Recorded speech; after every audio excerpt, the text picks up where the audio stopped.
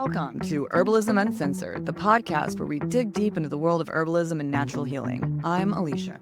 And I'm Lila. We're two clinical herbalists who recognize the need for honest and authentic conversations about the state of natural healing today. As practitioners, we feel called to have uncensored discussions about why people aren't finding relief and what to do about it. If you're frustrated by lack of results, overwhelmed by conflicting advice online, or simply passionate about natural healing, you're in the right place. This podcast is our way of cutting through the noise, busting myths, and challenging marketing gimmicks, all while inspiring real, lasting results for professionals and individuals alike. We're gonna get real, calling out what works, what doesn't, and why. Our goal is to equip you with the tools to take charge of your health. We're honored to be here and feel privileged to contribute to the realistic and functional growth of our profession. This is Herbalism Uncensored, where together we're nurturing the future of natural healing. Alicia, I am so excited for today's episode because we are answering the $1 million question. What even is an herbalist? What is an herbalist? What is an herbalist? And is it herbalist or herbalist? Herbalist. Yeah. I know that we both are clinical herbalists and we show up talking about what it is we do in our modality. And a lot of times we get some pretty funny answers and some blank stares. So this episode is setting the tone and answering the question, what it is we actually do here. Yeah. I find that most people think I do something very different. So we did some homework and we went around. The goal was to ask 10 people, what do you think when you hear the term herbalist? What were some of the answers you got? Well, I have to go with my top, the most notable, and I think you got this one too a couple times, is marijuana. Do you deal with weed or pot or psychedelics? That has been a common one when I say, I'm an herbalist. People jump right to that, which always hurts my heart a little. Personally, I take it personally. I'm like, I went to school. I have undergone years of academic study, and that's just classroom hours. And you think drug dealer? Yep. I think the first person I asked said vitamins, someone who uses vitamins and teaches people how to use vitamins. And the second thing I think is my drug dealer. Yep. I've had a lot of vitamins. People think vitamins before they think plants. Yes. And with the vitamins thing, because I got that too a couple times, it's not just vitamins. I think you're trying to sell me something. And I guess I did get that. I didn't get the multi-level marketing exactly, but I had the one man who said, tea, I think tea, are you brewing concoctions? Do you have some concoctions to sell me? And then he went to aromatherapy and we did get into the multi-level marketing conversation around aromatherapy. Yep. Another word that came up a couple times for me was hippie. I think hippie, which I'm like, okay, but not quite, there's some crossover, but it's a bit different. I got a lot of because I said, what do you think of when you think of herbalist? And then what do you think an herbalist does? Well, they make salves and they make teas. But I was surprised. A lot of people think it's kind of very similar to what we do. Oh, goodness. There's a puppy distracting me. He wants to know what an herbalist is. Bojo knows what an herbalist is. He sees one every day. And he takes his turmeric. Oh, Takes his turmeric every day. I want to share my favorite one, though, is the guy who told me, I think nothing when I hear the word herbalist. Nothing comes to mind. I got nothing for you. And I was like, we have some work to do.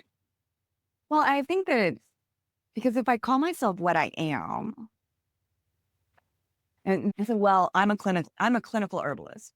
And what I do is I have people into my office. I assess them. I assess their whole body.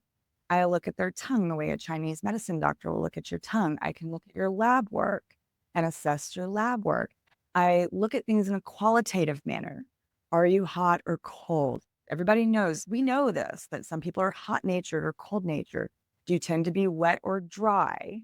Are you heavy or light, rough or subtle? And then look at the whole system qualitatively.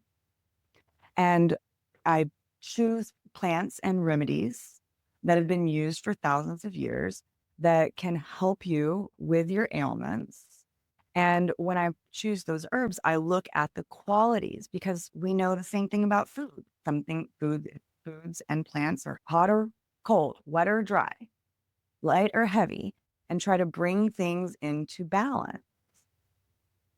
And I've gone to school for several years. I have over 2,000 hours of academic study, 400 hours of supervised clinical experience. And that's what I do. And then I have people come back for a follow-up assessment to see the progress that you've made. Would you be interested in something like that? And they're like, oh, that's great. But that's not what they think at all when they think herbalist. Exactly. Or sometimes that happens to me is people go, "Oh, so you're a naturopath." And then I have to make that distinction of, "No, we're different. I specialize in plants. Naturopaths do other things." And then we have this information that needs to get corrected. So I had a couple of people that thought good things, or witch doctor, I think has come up a couple times for both of us, which is kind of cool, but that's kind of also off-putting to a lot of the people that I think we could potentially help. You have a funny witch doctor story, don't you? I have a fun witch doctor story. And also, I'm going to talk about the conversation I had with my Nigerian friend. And I asked him, what is an herbalist? He grew up in Nigeria, but he specified because we introduce ourselves as clinical herbalists. He said in Nigeria, there's going to be two types. There'll be a clinical herbalist that looks at the scientific side of things, but then there's also more like shaman types or witch doctor types that involve the spiritual aspect in it. And I would be very interested in seeing someone who's clinical. Herbalism is understood in other countries. It's understood in Germany, where you can buy your herbal teas and your tinctures right next to your aspirin in the same store. And the pharmacist has knowledge about these things and can help you pick what you need instead of going to a frou-frou health food store or the whole body department of fill in the blank grocery store for your herbal teas.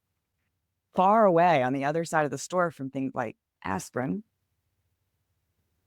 But years ago, when I think I was in my first year studying herbalism, and I had a good friend she was Puerto Rican and from New York, and she was a very abrupt speaker.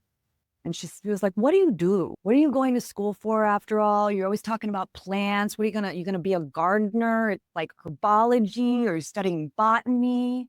And I explained to her that I was learning about plants and how to use plants as medicine and how to use plants to help people with various ailments, anything from a sinus infection to congestive heart failure. And she said, oh, you're going to be a witch doctor. That's awesome.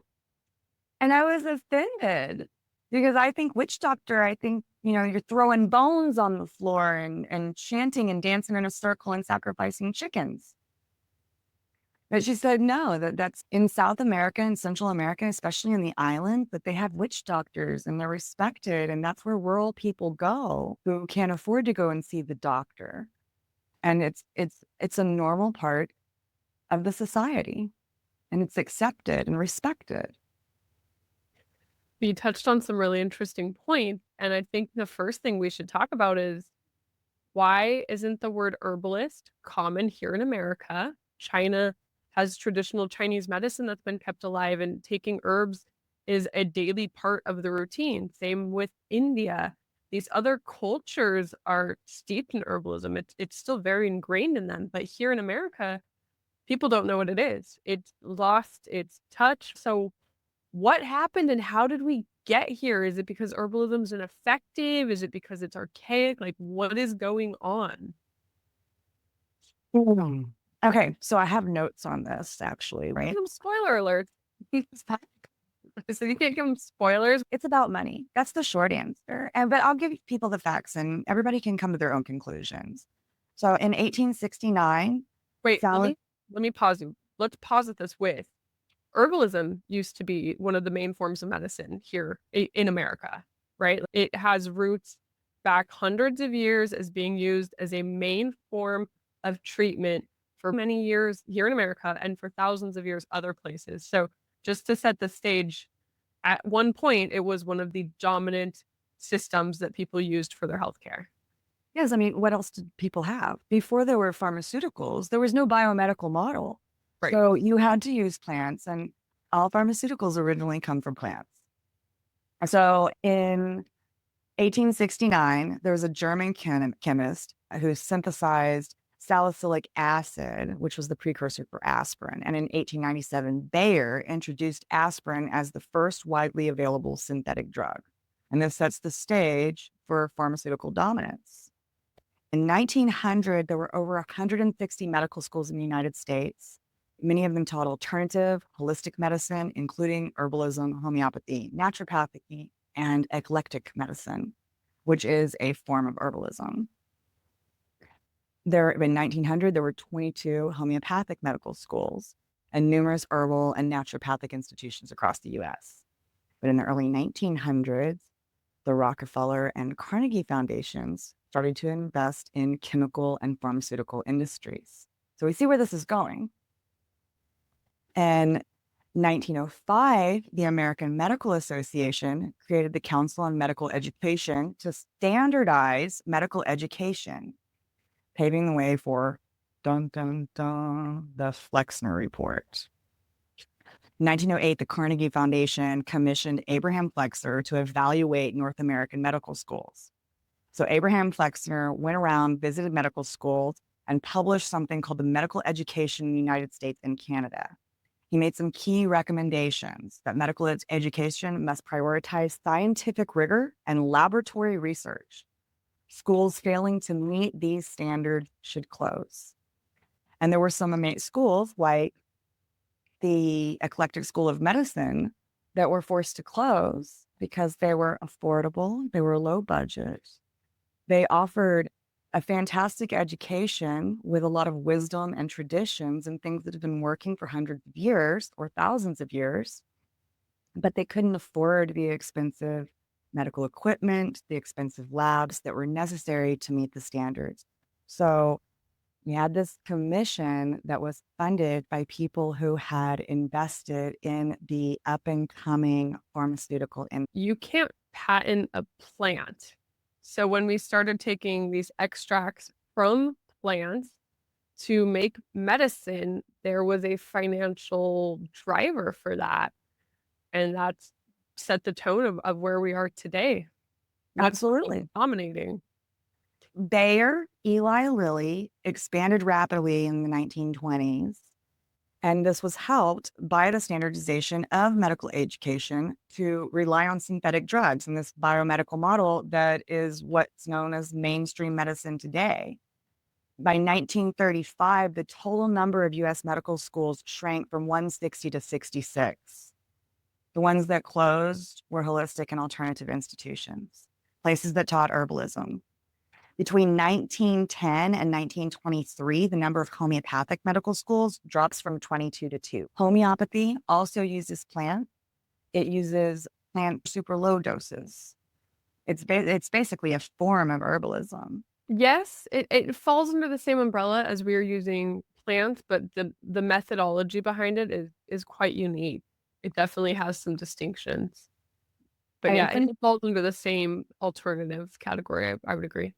yeah, I mean, it's plant-based. I personally don't use homeopathy. I did a crash course on it, and it's not my area of expertise, Mhm. but it is another plant-based field. So by the 1930s, synthetic drugs like antibiotics solidified the pharmaceutical industry's dominance. Traditional and natural medicines were increasingly marginalized, branded as quackery. People like you and I were sued and put out of business because because we We were didn't follow suit. didn't get in line, Yep. did not get in line, not willing to throw out the old thing that still works for the new thing that works. I'm not saying that the new thing doesn't work, I really don't mean to insinuate that the new thing doesn't work. The thing that I want to focus on is that the old thing still does work. So basically, everything you just said was to say that herbalism was completely wiped out here in the face of America, right? It had a dark ages. We burned the books, we killed the wisdom, it went dark. And only recently is it starting to have a resurgence, right? The 1950s and the 1970s was the start of herbalism coming back in a more mainstream way. And there is a reason the resurgence happened and is happening. People are and were dissatisfied with the pharmaceutical approach. It does work in certain contexts, but it's limited and it's not the end all be all. And it's causing side effects and all these other issues that they didn't anticipate. One thing I forget is how new modern medicine really is. It's been here for a couple hundred of years. It's brand spanking new. And we are now seeing the results of that. And not to say that it's ineffective, but people are craving and needing something else. And that's why herbalism is trending again, right? Oh, yes, people, I say it all the time, people want to feel better. If I keep an open mind and I'm doing things that are supposed to make me feel better and they're not making me feel better, I keep seeking. Mhm. And there's definitely a resurge of interest in this field. And it's gotten to be, I mean, it's almost trendy. Herbalism is something that people call it lots of different things. What was back to our questions when we asked people what an herbalist is?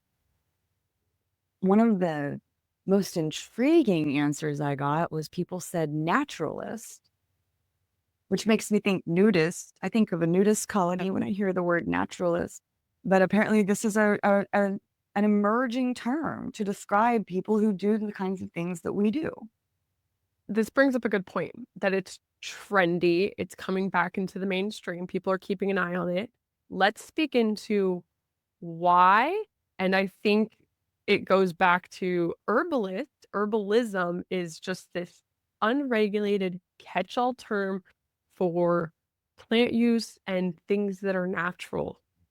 Okay, well, I love plant use and things that are natural. What was that meme that was going around a while ago? Just buy me plants and tell me that you don't trust the government. That's probably your life right now. That is my life. I'm living the dream and blessed. But okay, let's talk about some different kinds of herbalism. We introduce ourselves as clinical herbalists, and we've touched on what that is. And I believe that as people listen to us, they'll get a more well-formed idea of what a professional herbalist or a clinical herbalist does and what they have to offer. But let's start with grandma herbalism. Before we go there, can we just say that the word herbalist is unregulated? I think we need to call attention to the fact that anybody can call themselves an herbalist, and an herbalist can range from somebody who does the work that Alicia and I do in a clinical setting, helping with chronic diseases or acute conditions, to somebody who goes and wild forages herbs and sells them at a grocery store, or who makes salves, or who does the botany side of it. So the word herbalist really encompasses so many things because it is just this catch-all term. So we have this very broad category with all these different offshoots. And then within the word herbalist, if when we're thinking more traditional herbalist, people who work with the plants as medicine and helping healing, we have these like subcategories of things, which is I think what you're about to get into with grandma herbalism. Right, that's a great point and a good thing to bring up in the realm of the kind of herbalism that we practice. Like there's different stages. Level. I don't like levels because it implies a hierarchy. It's just Okay.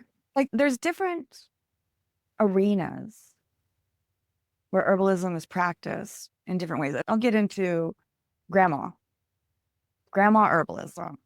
This is when grandma grows mint in her garden and makes you fresh tea when you have a tummy ache. This is when grandma grinds up clove and puts it in a tea bag and has you hold it on your sore tooth. Or makes you some really very cinnamony cinnamon rolls right before you start your period. These are things that are food-like, safe, nourishing, And this is the woman with a family doing her best to care for her family and help them feel good with the things that she has available in her pantry and in her backyard. Yeah. So I believe back in the day, this type of herbalism was really common. There was household herbalism. People had herbs that they would use regularly to treat minor things.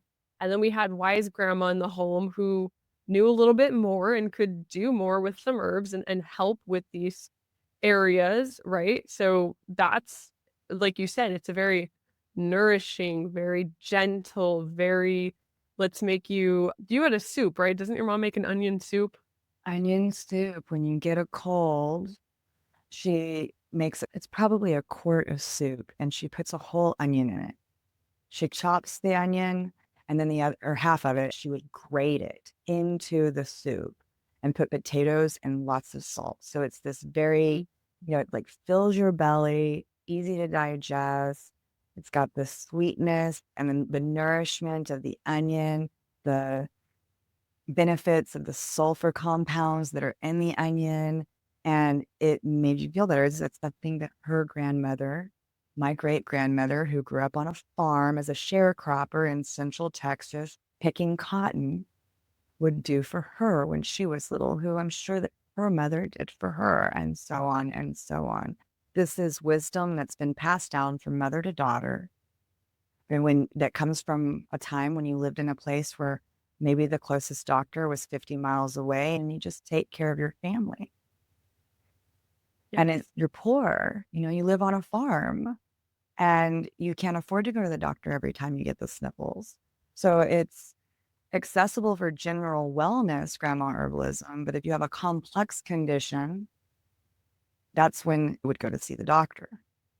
Right. The village herbalist. Or yeah, because grandma's not gonna take care of you when your appendix burst. Grandma can't do anything about that. That's Your heart arrhythmias, Yeah, grandma has a limitation, those acute self-limiting conditions that would eventually fix themselves. And just the things that are nourishing in nature, right? Just including it in food and drinking herbal teas and things like that for health and maintenance. But the distinction is if you had a big problem, you'd have to go to the specialist, the community herbalist or doctor, whoever that would be. And I think bringing up grandma herbalism is really important because as we mentioned, herbalism is trending, it's getting big again, people are interested, people are wanting to use it. This is the form of herbalism when you go on Instagram that I think is most popular. We're using really nourishing, really mild herbs at really low doses in more of a food-like way, and people are latching onto this and wanting to get involved, which is amazing because plants are amazing and there's so much you can do with them. But I think we have to stop and make the distinction between this type of herbalism and herbalism that can assist with really chronic diseases because people aren't aware that herbalism can do some really cool stuff when it comes to working on chronic diseases, right? Yeah, I see your face. the body is so amazing, and everything on the earth is here to provide for us so that we can provide for each other. This is the cycle. I love that more and more people are practicing this, and it is something that I think culturally, one of the reasons that we've lost the grandma herbalism. We treat grandma a little differently here today than we did 100 years ago. And we treat grandma differently in American culture than many other cultures do. So grandma herbalism is still very common in many other cultures. And in India, in China, in well, in places where they don't put grandma in a home, grandma's there. How many times have you heard our mentor talking about grandma in India going and picking guduchi off the vine and making guduchi tea to get rid of that flu? Grandma herbalism is alive and well all over the world. And, it's pretty cool that Instagram is bringing attention to it and that people have an opportunity to do this. We move on to wise women herbalism. Yeah. Because I think that wise woman is also part of what's trending. Like it's a little bit of grandma, it's a little bit of wise woman, but they're both these kind of like similar but a little distinct modalities. So I think that's a good one to lead into. Well, I think it is. It's similar. It just emphasizes the spiritual aspect of things. It's a little more sophisticated. I think there's a little bit more training, a little less like I passed this down from, I got this from my grandma, I'm giving it to you. Like I think there's probably a little more studying and training involved. And there's a real emphasis on just nourishment, right? Nourishing and nourishing and nourishing. Yeah, Pretty real critical. emphasis. Well, I think this is like, so in the village, every grandma would know a few things. Then there's like the one grandma who knows more than anything. Like we go back to tribal people. You got the one woman in the village that's the wise woman. She knows more about the plants than anyone else. You have when grandma who doesn't know something and doesn't know what to do, this is who she goes and she asks. And somebody who's really interested would apprentice with her. And we've got, I think there's a lineage with wise woman herbalism, people collecting information and sharing it and passing it down over time. And there's a Mother Earth element there of, like thinking of the energy of the plants and how the plants feel and how that can affect you when you take in the plants. And I do a little bit of this. I don't talk about it in my practice because it's a little woo-woo. I sing to my plants. When I harvest my gotu kola, I thank it and I bless it. And it's, if nothing else, it feels good and it feels right and it feels wholesome. Yeah, I think that's nice to give thanks and to be in that state, just even for your own health and well-being. Absolutely. With the wise woman herbalism, they're also very big on living with the seasons and living in tune with nature and touching on lifestyle things. And I would say that it's aimed at maintenance and longevity, I think. Would you Mm-hmm. agree? Maintenance, longevity. And I believe that the way it's been presented to me, that wise woman herbalism can do more than maintain and achieve longevity. And it can get into some more complex stuff. But one thing that really sets wise woman herbalism apart is that there's no science. Mm, We're not reading labs. It's all about the plants and nature and the moon okay. and there's a big energy aspect of it. Mm-hmm. Right. Yeah. And I don't know that it's not specifically rooted in anything ancient, right? Like, Yet not as well developed systems. okay. Like Ayurveda and traditional Chinese medicine and eclectic, like have very well developed methods. There's a very well developed Mm-hmm. methodology. Whereas I feel that wise woman herbalism is something that's very primal. I'm guessing here, I'm making things up, but I mean, just bear with me. This is human nature that there's going to be people have ailments, somebody needs to figure out how to treat them. Humans share information. And if you put a community together, this is something that forms naturally. Right. Well, yeah, I think it's based on a lot of human tendencies and this want to nourish ourselves with plants and connect with plants. I think those ideas go back to caveman times. I think the established wise woman modality is a little bit newer, but I totally agree that it is rooted in those primal connections and women should be cycling with the moon and we should be living with the season. Plants should nourish us. Like all of that is innate to our humanness. I totally agree. I do want to make so we touched on grandma, then we have this kind of like wise woman thing, and then there's what you and I do, which doesn't fall into either one of those categories, right? We are clinical herbalists, so this is a new field. So what do we do? Who would see us, and where do we pull from? Where does our knowledge come from? Do we look at the science? I do look at the science. Do you look at the science? I do look at the science. Yeah, I like to say I'm where like ancient wisdom meets modern discovery because I like to get the best of all the worlds for people. I don't look at the science first. Hmm. I reference the science. The science isn't my guiding It's not my guiding principle. My guiding principle is really a qualitative assessment. That's where I start. And then I love that the science is there and that it's there to be referenced and it's there to draw conclusions from. And it's an amazing resource that I have that I definitely use. Yeah, it's there to validate and give information and open our minds and all the things. So back to what it is we do, I try really hard because when I do come up and say I'm an herbalist, I want to distinguish myself from people selling weed or the hippies or those type of things. We help people with chronic or acute health conditions find help that they're not seeing or getting other places, and we do that through plants and lifestyle medicine and using food as medicine, but I think we do it in a very clinical way. I think I have a well-developed methodology.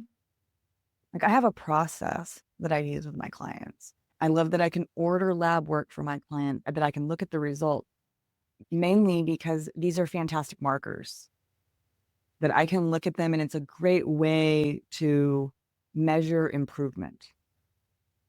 Because if I look at somebody's C-reactive protein, for example, which is an example of inflammation in the body, and it drops by 70% in 3 months, then I know that there's going to be a lot of improvement. Yeah, it's a way to validate whether or not that what my client and I are doing as we collaborate together on their health is working. I have a process when I assess someone. I have a process when they leave my office. There is a way that I determine what it is that I want to do with them. It's very structured and it's collaborative. Because after I decide what I think the best course is, I sit down and I speak with my client about this, and everything's negotiable. I'm not coming down from on high saying, you're going to take this. How do you feel about this? Can you incorporate this into your life? How does this feel to you? This thing might upset your stomach. It might give you a little bit of loose stool. Are you okay with that? Are you willing to take that risk? Because these are the benefits that could be possible. Does that answer your question? Yeah, I think I mean, you touched on a few really, really important things there. So we partner with people to help them on their health journeys, and what we do is very individualized. We look at the whole picture of what a person has going on, and we figure out what needs to happen with this person to bring them back into balance, and how do we get there? We use herbs, we use plants, we use our modalities to help their bodies heal them, right? The body's the one doing the healing, not us.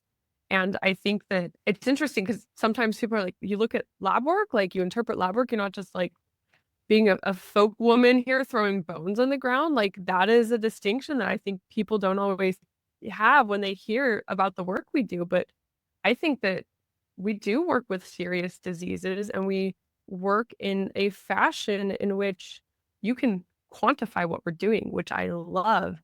Sometimes we're out of touch with our bodies and what's going on in our bodies. And although they're a great source of feedback, some clients aren't there yet. And lab work shows me we're making progress, but it shows them they're making progress. It's a thing that they can understand when they can't tune into their body. And we get to hold all that. Some things, like I still have a problem explaining what we do because it's like so personalized and encompasses so many aspects of a person and their health that like I just don't have all the words for it sometimes. Well, I think wellness coach is well received on that end. I get a better response or a more desirable response from people when I say I'm a wellness coach than I do when I say I'm an herbalist. But I'm an herbalist. That herbalism is my love language. And it is the bread and butter. And it is, I mean, there are a lot of things that I can do working with people. We can talk about food and diet and scheduling and meditation and thought life.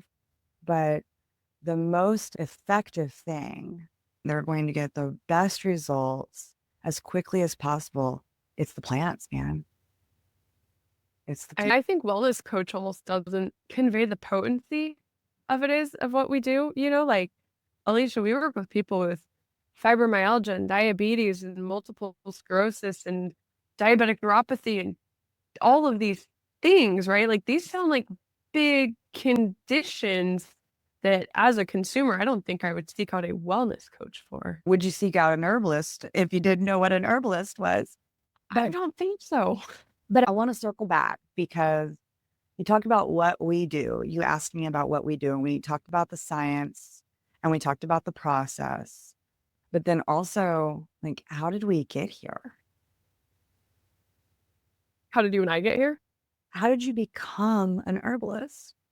Dude, I don't know. I ask myself every day, how did I get here? Because it kind of just happened. It just happened. Like the doors just opened and the path just unfolded. And it was like one day I wake up and I'm like, I'm going to be a practitioner. Never set out to do it. Never thought I would do it. This is an area I never saw myself in. It just, Alicia, it just happened. That's the best I got. You just tripped and fell and landed on the path of your dharma. You know what? Somebody told me because I came from tech and I always knew it wasn't what I was supposed to do. Like I just knew that on such a core level. And I would tell my bosses and the CEO, like, I won't be here forever. This isn't what I'm meant to be doing.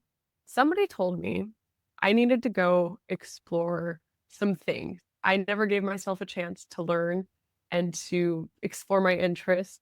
And I'd always like dabbled in herbs and supplements and the alternative, but she told me, she's like, "You need to go take an herb class. Like, just do it. Just see what happens."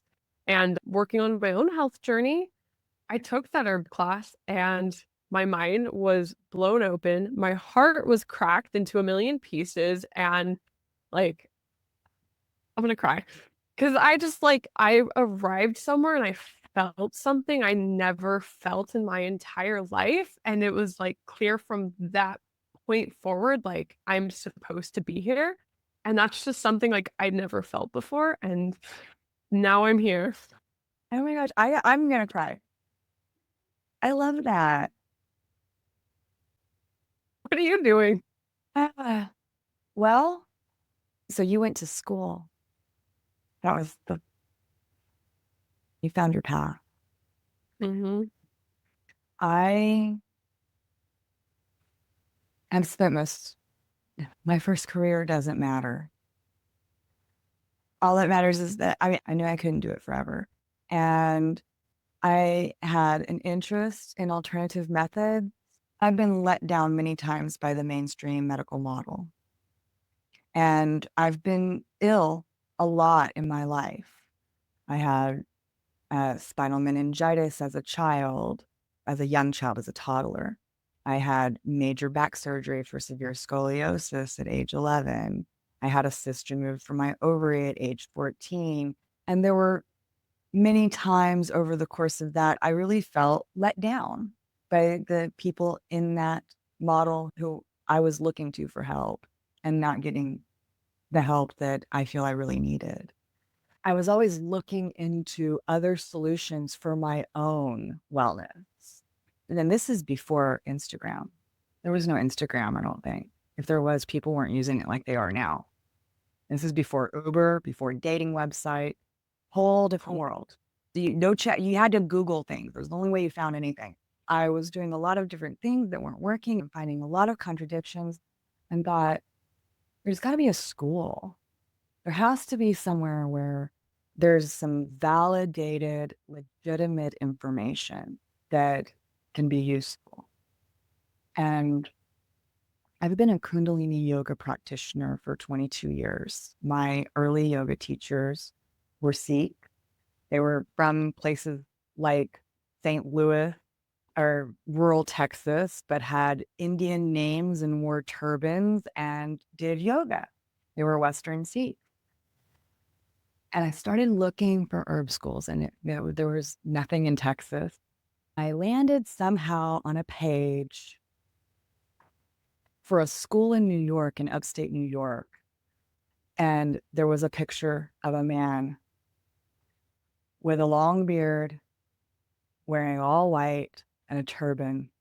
And his name was Karta Perk Singh Khalsa, Western Sikh. And I looked him up, and the person who introduced him to herbalism the same person that introduced my first yoga teacher to yoga. And so it was my lineage. These were my people. And I turns out that he had a school. So I signed up for 2 1-hour webinars. One was the wonders of essential oils, and the other was resolving anxiety naturally. And I got cohesive, sensible information that was backed by his 40 years of experience practicing and science. And I signed up for his long-term programs. And I felt like it was just the universe took me there. We were talking about this earlier. I stay open, I seek. That's all I have to do. All I have to do is stay open and seek. What I'm supposed to do is put right before me. It's been proven to me over and over again. I think that's part of, we started talking, what is a clinical herbalist or a professional herbalist? What sets us apart? It's like, yes, we use the science, we have a process, and we have learned in an academic setting from mentors who have experience working with people. So I've had a very well-rounded education that includes anatomy and biochemistry, as well as traditional Chinese medicine and Ayurveda and eclectic herbalism and a little bit of homeopathy we mentioned earlier, and it goes on and on. And from different people who've trained in different traditions, like the ancient wisdom is there, the experience is there, the science is there. And so there's a lot of places that I have to pull from when I'm trying to figure out how to be helpful to a client. I just have to touch on, because I think it's so cool, the connection between your Ayurvedic teacher, your herbal teacher, and the yoga teacher, because Ayurveda and yoga are 2 sides of the same coin, and the fact that there's, like, that connecting piece of the lineage to both sides of it for you. I didn't have to think about it. Brainer. I saw KP's picture. I guess he gave a talk at this place and in upstate New York. And I didn't even have to think about it. I was like, oh, there's my teacher. God just showed me my teacher. And really, here you go. You want to learn? I'll send you a teacher. Now you know where to find him. And he's been absolutely fabulous. I could not have found anyone better. I have no doubt. I agree, and I think that's what sets apart what we do, is who we learn from. I feel so well equipped to help people with the things that we help people with because of that man and because of amazing colleagues like you. Yeah, I feel the same. And just so much good direction because so we have a mentor who trained under many different teachers in different lineages, the open-mindedness. Like, there've been other books that I've been drawn to and other seminars and conferences that I've been drawn to. And I learned about them at first. I heard the name in school. Yeah. It's I I have a legitimate education. And I feel well equipped to help people with serious issues. I think that segues nicely into a really important statistic. Only 2% of herbal use is guided by a trained herbalist or practitioner. And that is both good and bad, because I think what's so cool about herbalism and why a lot of people are drawn to it is you are empowered. You can get your medicine, you can buy it. You don't need to go through a doctor, you don't need a prescription. It is accessible and it helps you own your health. We all want that and crave that. On the other side of that is herbalism is a very complex system with a lot of nuances. And when you are dealing with certain things, especially chronic or serious things, the learning curve is steep. The learning curve to use herbalism effectively in those conditions is steep. And I think that, I'm biased here because this is what I do, but I think there's so much value in working with somebody who can point you in the right direction and help guide you and teach you and educate and empower you to use herbs for your health in the most effective way, and who can teach you, because there's a lot of things that I think have been misunderstood or popularized when maybe they aren't the most effective thing, or some herbs have gotten really, really expensive for no reason. And being under the guidance of a professional is invaluable when you're dealing with any health situation. I agree. I agree. I mean, and this is where like these things like grandma herbalism, if we go back to that, it's fantastic. Like I still make onion soup. Maybe I make the broth with some really strong astragalus tea as well to just now the mom's onion soup 2.0. But there's a place for that. But then with complex issues, you have ongoing or reoccurring or chronic underlying issues, it is best to seek a professional. Have you had more than 4 urinary tract infections in the last year? Maybe you got something going on. Maybe that golden seal you're taking just isn't quite doing the trick. Maybe you need to seek some more information. And I know that for myself, I still see an herbalist. I take a lot of herbs and supplements. I'm very free and easy about changing things up, and I have a lot of awareness, and I change things with seasons, and I change things with my cycle, and as my body changes, I take different herbs and supplements. But there's still there when something crops up, if I get a bad infection, what happened, it was a couple of years ago, that it was so hot here. It was like 115 degrees outside with the heat index. We had record-breaking heat and drought, and I've spent my life fighting what hot disorders, pitta disorders, and I got mastitis. And I was not a breastfeeding woman. I went and saw a professional because I was also very ill. I mean, fevers and cold chills, and I was kind of in like fight or flight, like I need to feel better no matter what. And I sought professional advice.